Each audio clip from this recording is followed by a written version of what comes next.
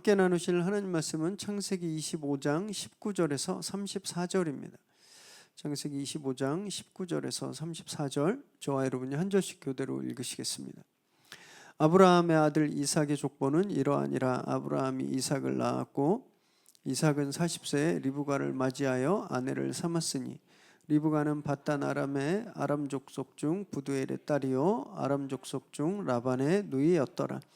이삭이 그의 아내가 임신하지 못함으로 그를 위하여 여호와께 간구하매 여호와께서 그의 간구를 들으셨으므로 그의 아내 리브가가 임신하였더니 그 아들들이 그의 태 속에서 서로 싸우는지라. 그가 이르되 이럴 경우에는 내가 어찌할꼬 하고 가서 여호와께 묻자온데 여호와께서 그에게 이르시되 두 국민이 내 태중에 있구나. 두 민족이 내 복중에서부터 나누이리니 이 족속이 저 족속보다 강하겠고 큰 자가 어린 자를 섬기리라 하셨더라. 그 해산 기한이 찬즉 태에 쌍둥이가 있었는데 먼저 나온 자는 붉고 전신이 털옷 같아서 이름을 에서라 하였고 후에 나온 아우는 손으로 에서의 발꿈치를 잡았으므로 그 이름을 야곱이라 하였으며 리브가가 그들을 낳을 때 이삭이 60세였더라. 그 아이들이 장성함에 에서는 익숙한 사냥꾼이었으므로 들 사람이 되고 야곱은 조용한 사람이었으므로 장막에 거주하니 이삭은 에서가 사냥한 고기를 좋아하므로 그를 사랑하고 리브가는 야곱을 사랑하였더라. 야곱이 죽을 쑤었더니 에서가 들에서 돌아와서 심히 피곤하여 야곱에게 이르되 내가 피곤하니 그 붉은 것을 내가 먹게 하라 한지라. 그러므로 에서의 별명은 에돔이더라. 야곱이 이르되 형의 장자의 명분을 오늘 내게 팔라. 에서가 이르되 내가 죽게 되었으니 이 장자의 명분이 내게 무엇이 유익하리요.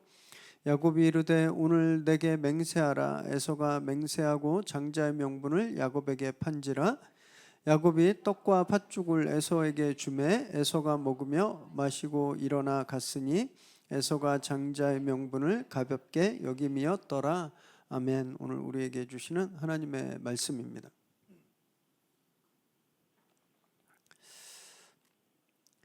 자녀를 둘 이상 둔 가정에서 공통적으로 빠짐없이 보여지는 문제가 있습니다. 바로 편애예요. 편애. 10손가락 깨물어서 안 아픈 손가락 없다는 말이 있지만 부모도 사람이기 때문에 사실 깨물 때 더 아픈 손가락이 있습니다.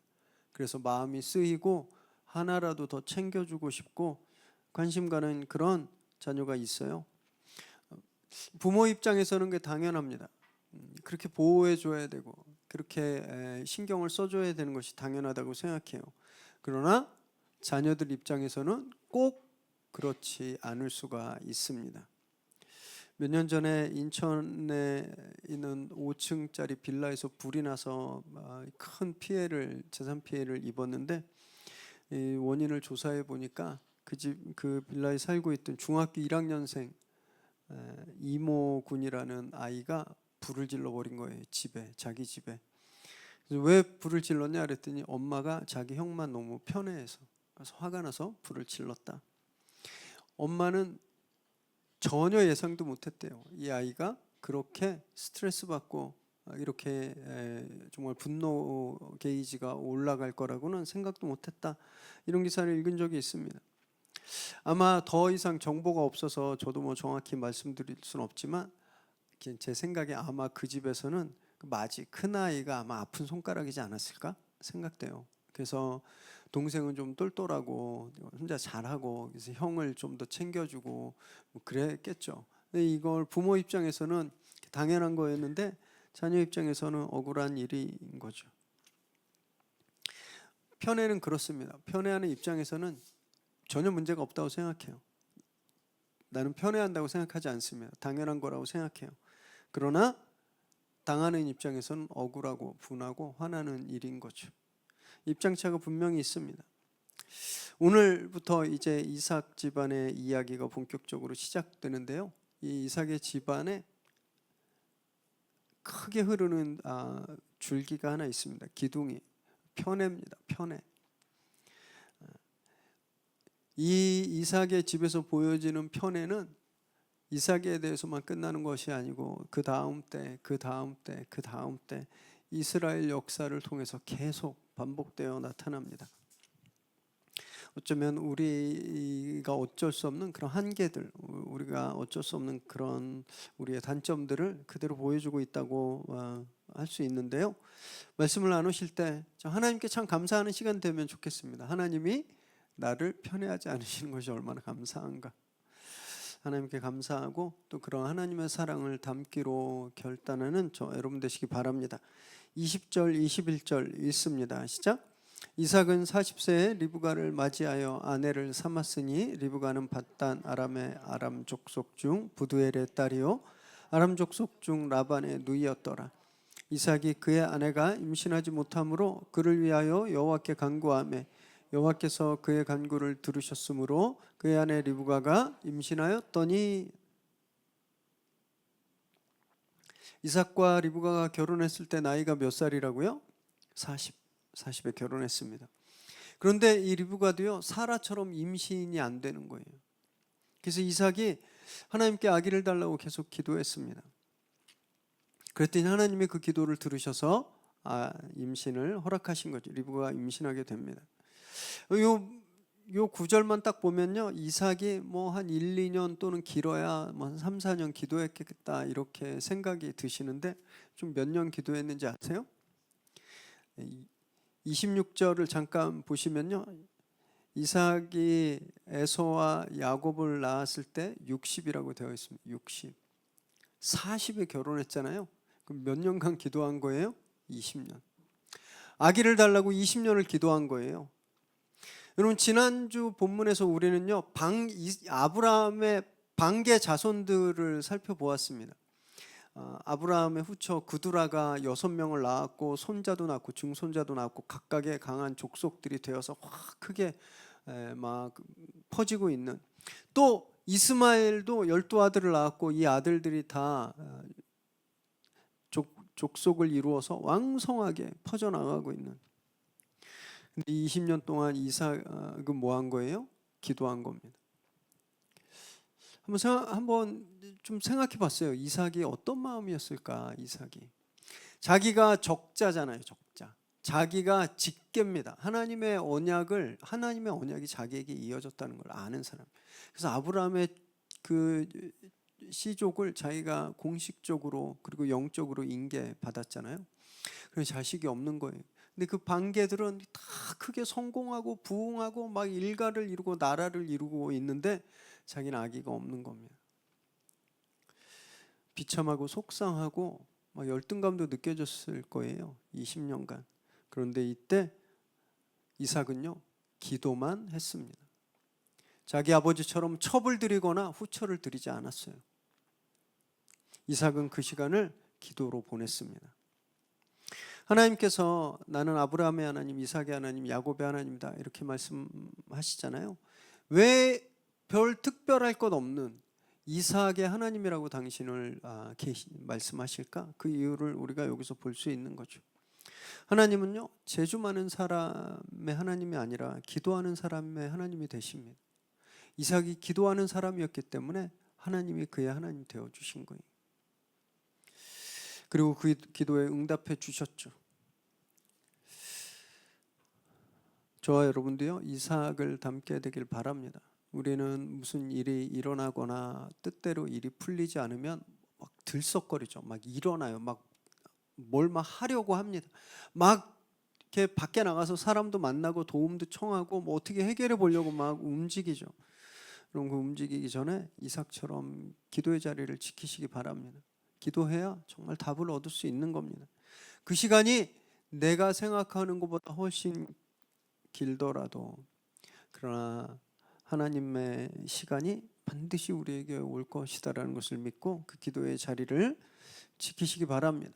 그래서 하나님께서 주시는 가장 좋은 가장 선한 응답을 꼭 받는 저와 여러분 되시기 바랍니다. 22절 23절 시작. 그 아들들이 그의 태 속에서 서로 싸우는지라 그가 이르되 이럴 경우에는 내가 어찌할꼬 하고 가서 여호와께 묻자오되 여호와께서 그에게 이르시되 두 국민이 내 태중에 있구나 두 민족이 내 복중에서부터 나누이리라 이 족속이 저 족속보다 강하겠고 큰 자가 어린 자를 섬기리라 하셨더라. 하나님께서 이삭의 기도에 응답하시고 이제 리브가에게 쌍둥이를 허락하십니다.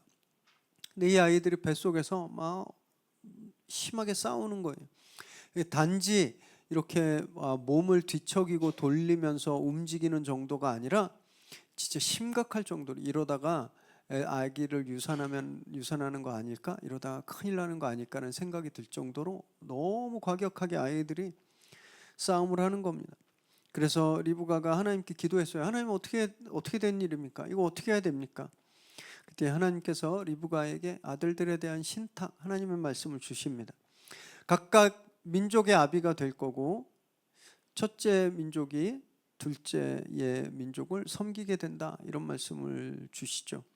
이 신탁처럼요, 에서와 야곱은 각각 에돔과 이스라엘의 시조가 됩니다. 에돔이라는 나라의 말뜻은 붉다, 붉은, 이런 뜻이거든요. 에서의 별명이 붉은이라는 뜻인데 거기서 나왔습니다. 우리 지도 한번 보여주시겠어요? 에돔이 딱 저기 빨갛게 원 쳐져 있는 저 지역입니다. 가나안에서 이렇게 에돔 옆에 역삼각형으로 되어 있는 데가 아라비아 반도인데요. 그리고 그 왼쪽에 있는 데가 아프리카 대륙의 이집트입니다. 이 무역로를 오가는 곳에 딱 자리 잡고 있었어요.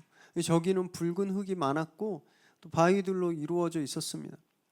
험한 지역이었지만 이 무역로를 장악하고 있어서 에돔은 계속 비교적 경제적인 번영을 잘 누리고 있었죠. 이 에돔과 이스라엘, 에서와 야곱이 한 엄마 뱃속에서 나왔습니다. 이게 다른 엄마를 가진 아들들이 아니에요. 같은 엄마예요. 그때 쌍둥이잖아요. 그럼 이 에돔과 이스라엘은 친형제지간 나라입니다. 그 어느 나라보다도 가까워야 되는 나라예요.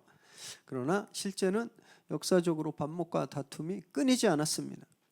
출애굽 당시에 이스라엘이 아라비아 반도를 이렇게 유람하고 이제 가나안으로 올라가면서 에돔의 영토를 통과시켜 달라고 부탁을 했는데 에돔이 거절합니다. 그래서 큰 길을 돌아가야 했었고요.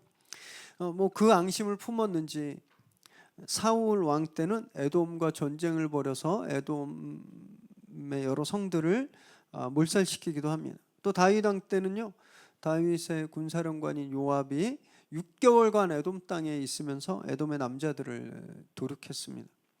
그 후로도 요람 왕, 우시야 왕까지 대대로 에돔과 계속 다툼을 했고, 결국 에돔은 나중에 이스라엘이 블레셋의 바벨론에 멸망할 때 예루살렘을 계속 그런 안 좋은 관계였어요. 그리고 번외로 예수님이 태어나셨을 때 그 예수님을 죽이려 했던 헤롯 대왕이 에돔 사람입니다. 이게 에돔과 이스라엘은 계속 이런 갈등의 관계가 계속된 거예요. 오늘 리브가 뱃속에서 요 꼬물이들 둘의 싸움이 정말 역사를 통해서 계속 되어가고 있는 거죠. 그래서 이제 드디어 쌍둥이를 납니다. 24절에서 26절 읽습니다. 시작. 그 해산 기한이 찬즉 태에 쌍둥이가 있었는데 먼저 나온 자는 붉고 전신이 토록 같아서 이름을 에서라 하였고, 후에 나온 아우는 손으로 에서의 발꿈치를 잡았으므로 그 이름을 야곱이라 하였으며, 리브가가 그들을 낳을 때 이삭이 60세였더라. 20년 후에 60세 되는 해 리브가가 아들 쌍둥이를 낳습니다. 이 쌍둥이가 이란성 쌍둥이였던 것 같아요. 외모가 판이하게 다릅니다. 에서는 털이 많고, 아기가 나왔는데 막 털이 있지는 않았을 거예요. 솜털이 좀 있었겠죠. 그러나 피부색이 붉고 아주 혈색이 좋은, 건강하고 아이고 이놈 참 실하게 생겼다, 이런 말을 들을 정도로 아주 실하게 태어났습니다. 근데 그에 비해 야곱의 외모는 기록이 되어 있지 않아요. 그래서 어떻게 생겼는지 모르지만 이 이후의 본문을 볼 때 야곱은 좀 더 갸냘프고 비리비리하게 태어났을 것 같다고 생각이 듭니다. 그러나 이 야곱은요, 승부욕은 남에게 뒤지지 않았습니다. 그래서 이 뱃속에서도 형이랑 막 싸웠는데 형이 먼저 나가니까 못 나가게 하려고 형의 발꿈치를 잡은 채로 태어나게 된 거예요. 이 탄생 이야기는 앞으로 이 두 아기들이 어떤 인생을 살아갈지 우리에게 많은 정보를 줍니다. 에서가 붉다, 그리고 깃털이 많다. 이거는요, 그 당시 가장 이상적으로 추앙받던 남성성을 그대로 보여줍니다. 요즘으로 말하면 뭐 김용정, 농담이고요. 네.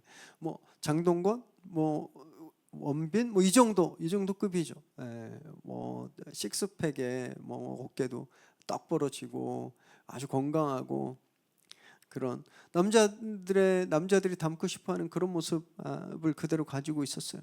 그래서 그는 그렇게 자라납니다.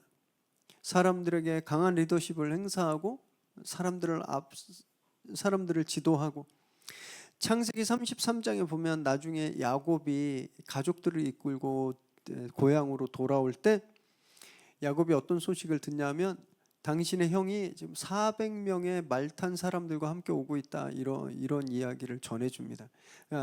에서는 400명의 기마 부대를 거느린 사람이 되는 거예요.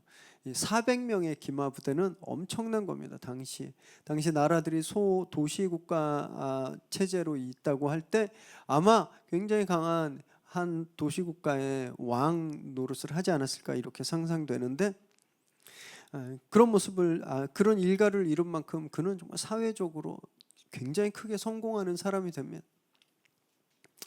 반면에 야곱은요, 소극적이고 몸보다는 머리를 굴리는 삶을 살아가게 됩니다. 더 안 좋은 쪽으로 머리를 많이 굴리죠. 그의 이름이 발꿈치를 잡아서 야곱이다라고 되어 있는데, 이 야곱은 동시에 어떤 뜻이 있냐면요, 발꿈치를 들다라는 뜻을 가지고 있습니다. 발꿈치를 들어요.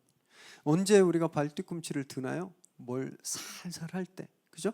살살 남몰래 살살 할 때, 다른 사람의 뒤통수를 딱 때릴 때 발뒤꿈치를 들잖아요. 야곱이 그런 삶을 사는 거예요.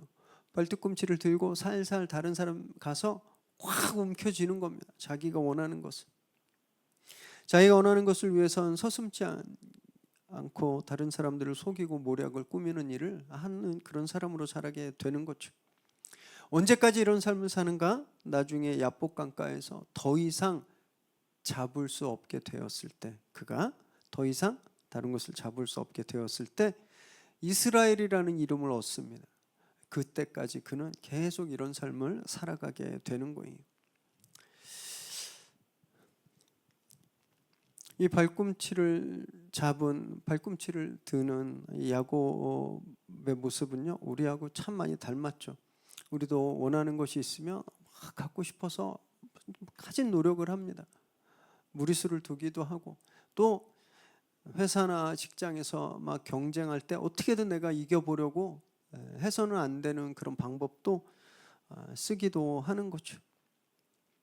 예수 믿기 전에는 더 그런 삶을 살았을 거예요. 내가 제일이고 내가 원하는 것을 채우는 것이 행복이고, 경쟁에서 이기기 위해서 발뒤꿈치를 들고 늘 다른 사람의 뒤통수를 치는 그런 삶을 살았습니다.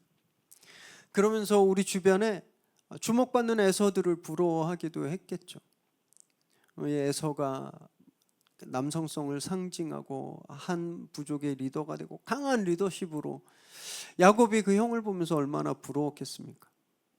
그리고 또 나오지만 27절에 보면 사냥꾼이라고 되어 있는데, 단지 취미로 밖에 나가서 뭐 사슴 잡는 이런 사냥이 아니라, 이 당시 가나안은요 수렵과 농경 문화가 혼재 있었기 때문에 사냥하다라는 것은 경제 활동을 했다라는 겁니다. 그래서 짐승을 잡고 비즈니스 활동을 했다라는 거예요. 형이 계속 돈도 벌고 그렇게 이름도 얻고 사람들의 그런 추앙도 받는데, 자기는 집에서 뭐예요? 살림하고 엄마 돕고 장막 안에서만 있는 자신의 모습을 보면서 얼마나 열등감을 느꼈겠습니까? 그런데 놀라운 것은 하나님의 약속은요, 그렇게 잘 나가는 에서가 아니라 감춰져 있고 가려져 있고 어떻게 보면 아무것도 못하는 것처럼 보이는 야곱에게 그 하나님의 약속이 흐른다라는 거죠. 그래서 은혜라고 하는 겁니다. 저와 여러분도요, 별반 다르지 않습니다. 우리 가진 것도 없고요, 내세울 것 없습니다. 그러나 그런 우리를 하나님이 당신의 자녀로 삼아 주셨잖아요. 이것이 은혜인 거죠. 그 은혜를 입은 우리는 이제 남의 발꿈치를 잡는 삶을 살아야 하는 것이 아니라 말씀을 붙잡는 삶을 살아야 하는 겁니다. 그래야 우리의 그런 약점들, 우리의 단점들이 더 이상 우리를 주도하지 않게 되는 거죠. 날마다 정말 말씀을 꼭 붙잡으며 생활하시기 바랍니다. 그래서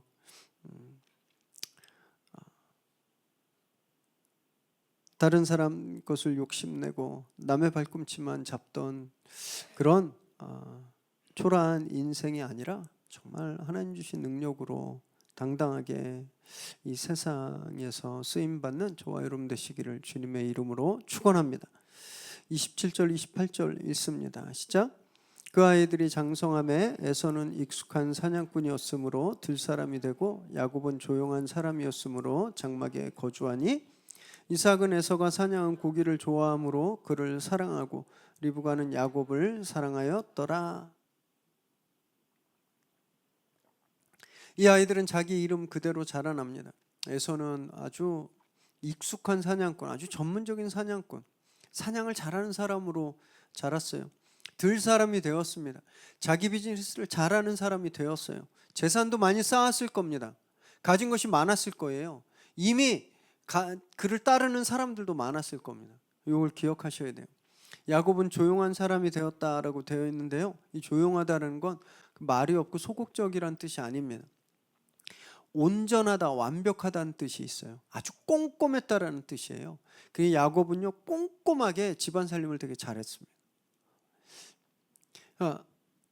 그러니 당연히 아빠가 에서를 더 사랑할 수밖에요. 아들 자식이 밖에 나가서 자기 일도 잘하고, 그리고 고기도 맨날 갖고 와요. 남자들 먹는 거에 약하잖아요. 고기 한번 사주면 그냥 다 잊어버려요. 옛날에 뭔 일을 당했는지. 그냥 고기 한 번에. 그 고기 먹으니까 너무 좋은 거예요. 그래서 이삭은 에서를 사랑했습니다.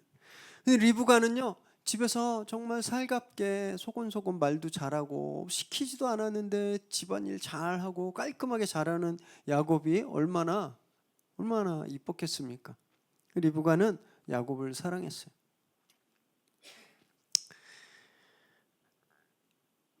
아까도 말씀드렸지만 이삭과 리브가가 자기들이 편애하고 있다는 걸 알았을까요? 몰랐을 겁니다. 그러니까 계속 그래요. 나중에는 속이기까지 하잖아요. 이삭의 가정이 지금 이 편애 때문에 둘로 쪼개져 있는데 아무도 그걸 알아채지 못하고 있는 거예요. 젊은 시절에 이삭은요, 기도와 묵상이 습관이었던 사람입니다. 기억하시나요? 기도 중에 리브가를 딱 만났잖아요. 리브가는 또 어땠나요?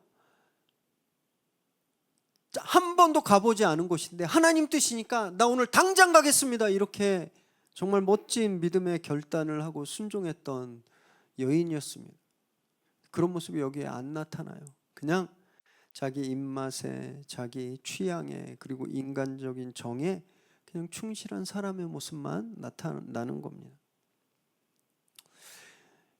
이들의 편애가 앞으로 더 심각한 일들을 가져오죠. 엄마와 둘째가 아버지를 속이고, 그것 때문에 큰아들이 둘째 아들을 죽이겠다고 선언하고, 둘째는 도망가서 20년간 외삼촌 집에서 머슴과 같은 생활을 하고, 그리고 이런 편애에 대한 결과는요, 다음 때까지 이어지죠. 야곱도 요셉을 편애했습니다. 그래서 형들이 요셉을 죽이려고 했다가 목숨만 살려서 팔아버리는 이런 비극까지 일어나게 되는 거죠. 거기서만 끝나지 않습니다. 나중에 출애굽해서 가나안의 12족속이 와서 가나안을 분배했을 때 이스라엘이 통일 왕국이었던 시절은 딱 30년밖에 없었습니다. 이스라엘이 다 남과 북이 분열 왕국이었어요. 누구를 중심으로 분열됐나?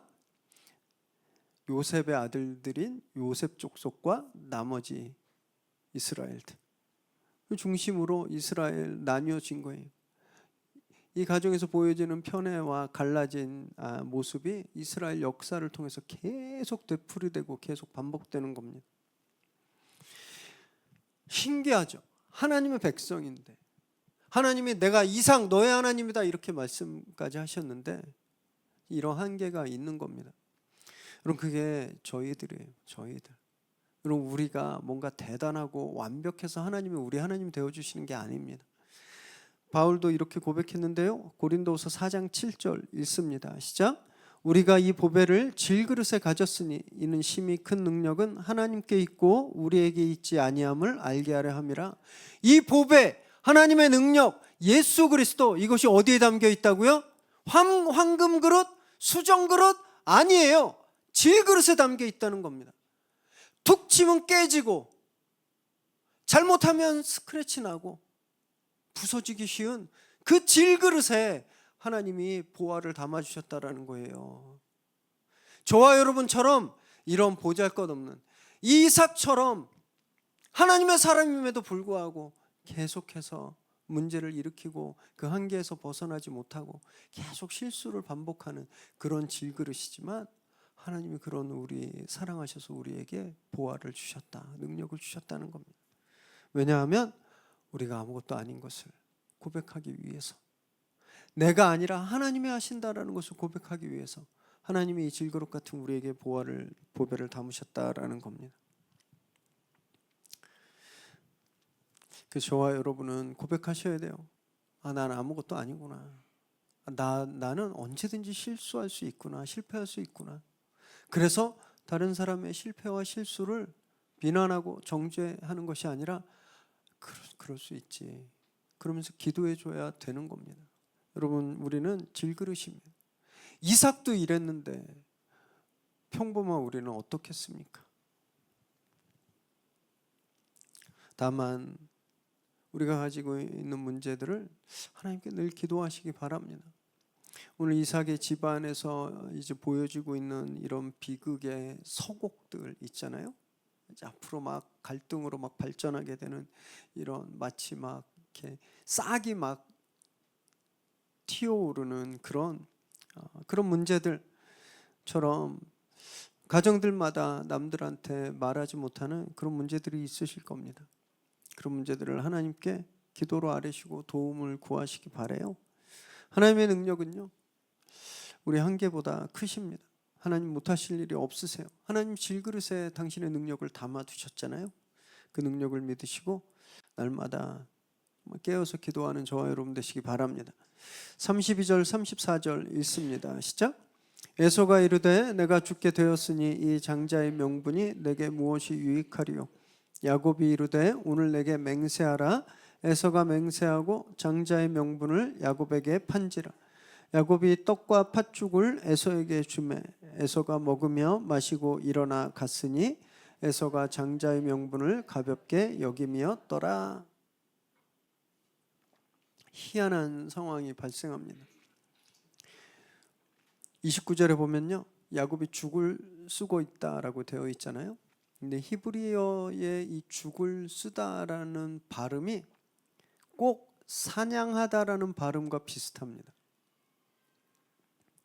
빨리 말하면 같은 단어로 들릴. 창세기 기자가 의도적으로 그런 단어를 써놓은 거예요. 지금 야곱이 형을 사냥하는 겁니다. 죽을 쓰면서. 사냥꾼은 에서였는데 이제 에서가 사냥당하는 거예요. 본격적으로 형의 발꿈치를 딱 움켜쥐기 시작한 거죠. 결국 의도대로 에서는 붉은 죽 한 그릇에 장자의 권리를 야곱에게 팝니다. 맹세까지 해요. 여기서 좀 이렇게 헷갈리지 마셔야 될 것은 지금 이 장자권 그리고 나중에 이삭을 속여서 받은 축복, 그 축복권은 같은 게 아닙니다. 다른 거예요. 야곱은 두 가지를 얻은 거예요. 형한테 장자권을 뺏고 나중에 아버지한테 축복권을 받은 겁니다. 이 장자권은 뭐냐면요, 장자의 권리는 당시 유대인들은 아들이 2명 있잖아요. 그럼 자기 재산을 3등분합니다. 그러니까 n 플러스 1분의 1로 다 나눠요. 그래서 하나씩 주고 나머지 하나를 장남에게 줍니다. 그러니까 장남은 다른 아들보다 2배를 갖는 거예요. 이게 장자의 권리예요. 이게 야곱이 이걸 원한 겁니다. 야곱이 에서가 사냥하는 사람이라 그랬잖아요. 밖에서 비즈니스 활동을 열심히 하는 사람이에요. 그러면 재산이 어땠을까요? 재산 많았겠죠. 자기는 뭐 하는 사람이에요? 아빠 텐트에서 아빠 텐트 관리하고 집안일 하는 사람이에요. 경제 활동을 거의 하지 않는 사람입니다. 그래서 그걸 달라 그런 거예요. 그걸 나중에 유산 받을 때 형이 장자로 받을 금옥 나한테 줘.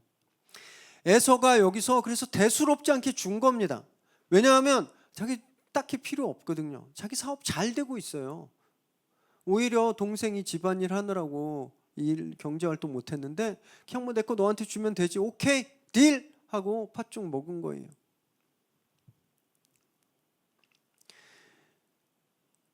하지만 나중에 축복을 빼앗겼을 땐 불같이 분노합니다. 그래서 이 동생을 죽이겠다고 말해요.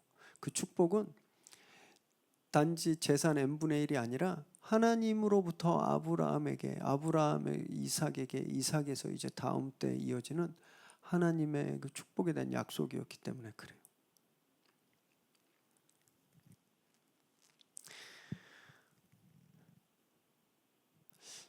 오늘 본문에 보면요, 아무 이야기가 안 나와요. 야곱이 이렇게 속임수, 아주 얍삽한 방법을 써서 형의 권리를 빼앗았는데 가타부타 이야기하지 않습니다.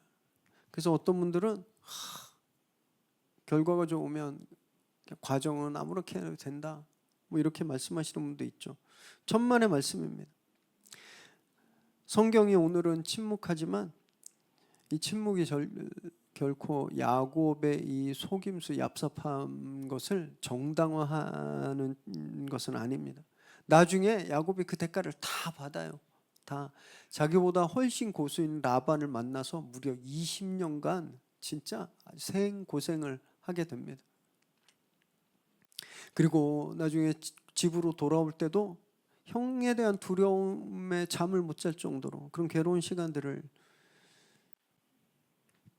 보내게 되죠. 성경은 절대 결과만 인정하지 않습니다. 선한 과정까지도 반드시 중요하게 보는 거예요. 오늘 이 과정이 옳지 못했던 이 2사람 결국 모두 다 큰 대가를 앞으로 치르게 되는 거죠. 오늘 본문에 보여지는 이 이삭 가정의 모습에서 안타까운 것 하나는요, 이 아들들이 뱃속에 있을 때 하나님의 말씀이 임했잖아요. 하나님의 말씀이 둘이 민족의 아버지가 되고 하나가 하나를 섬길 거다라고 하는 하나님 말씀이 임했는데 부모들이 그 말씀 앞에 순종하는 모습, 그 말씀 앞에 기도하는 모습이 없습니다. 하나님, 그게 무슨 뜻입니까? 우리가 이 아이들을 그럼 어떻게 키워야 합니까? 하나님이 이 아이들에게 원하시는 것은 무엇입니까? 좀 묻지 않아요. 그냥 단지 자기들 취향에 따라 자기들 하고 싶은 대로 사랑하고 편애했던 거죠.